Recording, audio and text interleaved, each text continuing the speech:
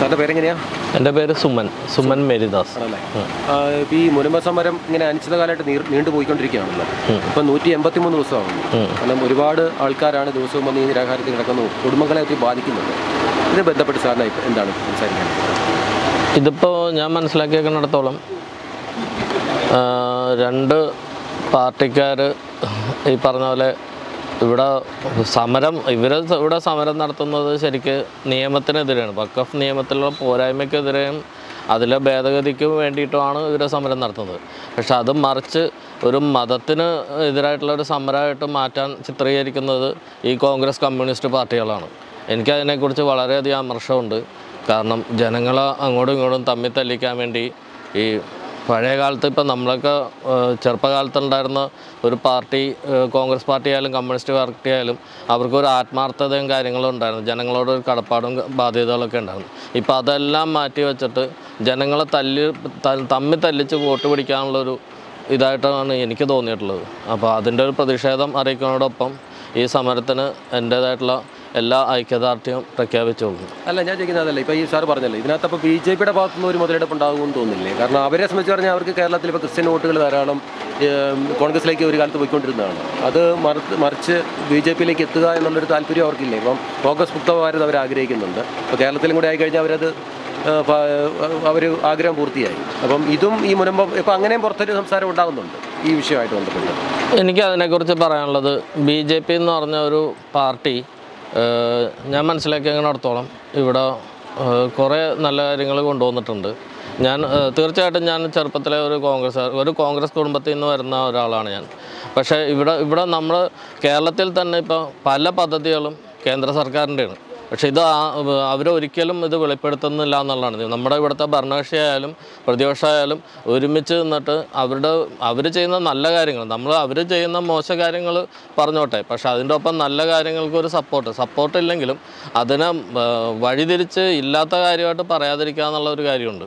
പല പദ്ധതികളും ഇവിടെ കേന്ദ്ര സർക്കാർ നടത്തുന്നത് ഇവിടെ കേരള സർക്കാരിൻ്റെ ആക്കി മാറ്റുന്നുണ്ട്. അപ്പോൾ അതേക്കുറിച്ച് പറയുമ്പോഴത്തേക്കും എനിക്ക് ഇതാണ് പറയാനുള്ളത്.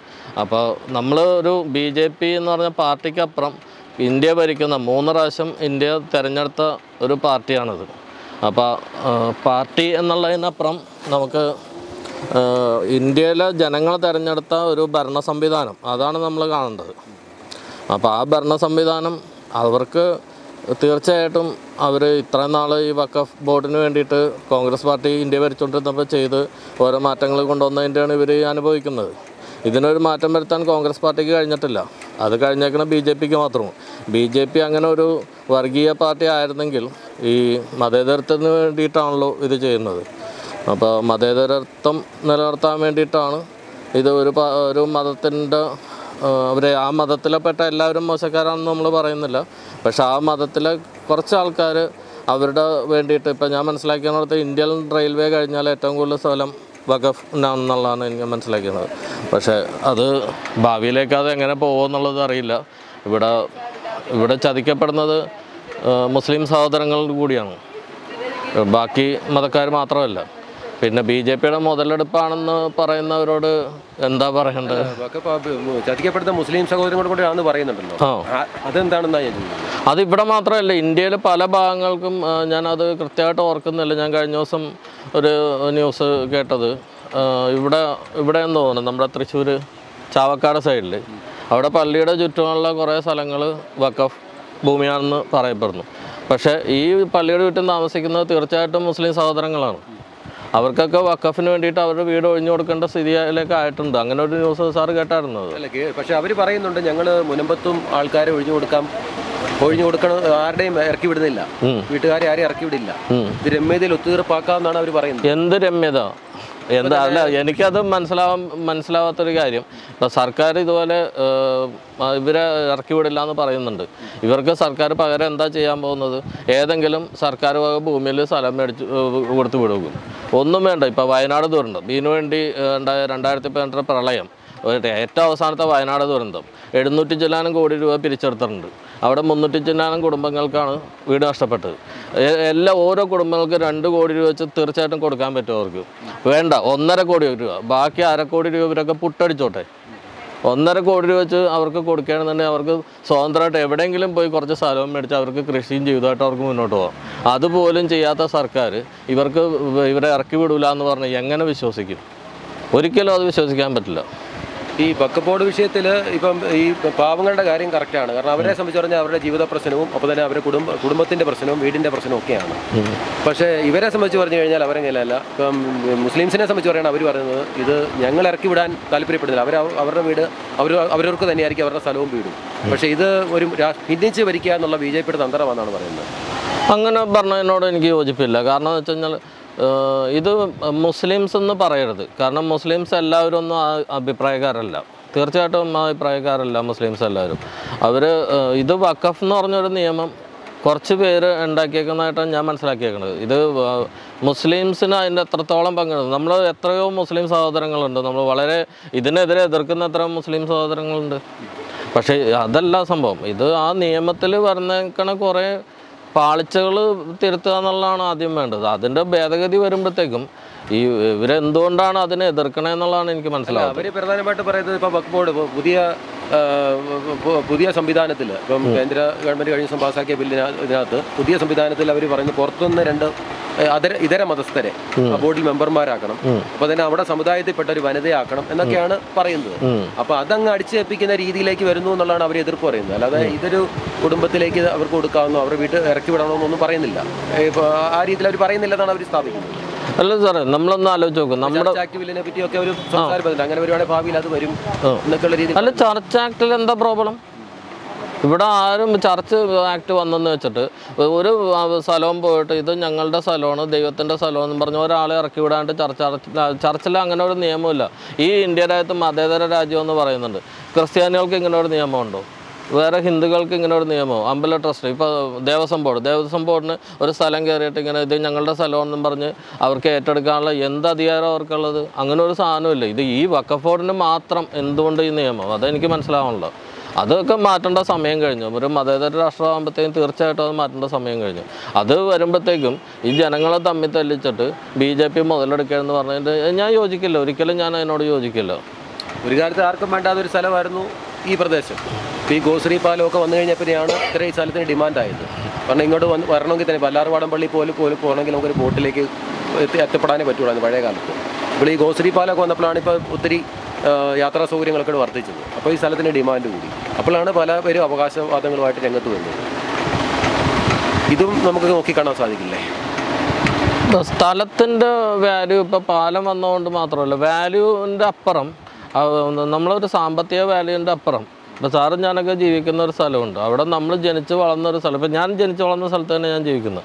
അവിടെ നിന്ന് പെട്ടെന്നൊരു ദിവസം ഇറങ്ങി വേറെ സ്ഥലത്ത് പോകണമെന്ന് പറഞ്ഞാൽ ഇപ്പോൾ അമേരിക്കയിൽ പോയി താമസിച്ചോളാൻ പറഞ്ഞാലും എനിക്ക് അതിനോട് യോജിക്കാൻ പറ്റില്ല. കാരണം വെച്ച് കഴിഞ്ഞാൽ നമുക്ക് വേണമെങ്കിൽ ഒരു ടൂറിന് പോകുന്നതിൻ്റെ അപ്പുറം നമ്മൾ ജനിച്ച് വളർന്ന സ്ഥലം നമ്മുടെ സ്ഥലമാണ്. നമ്മുടെ സ്ഥലത്ത് തന്നെ ജീവിക്കാനാണ് എല്ലാവരും ആഗ്രഹിക്കുന്നത്. പ്രത്യേകിച്ച് കാരണന്മാർ. പുതിയ പിള്ളേർ ചിലപ്പോൾ പോകുന്നൊക്കെ ഇരിക്കും.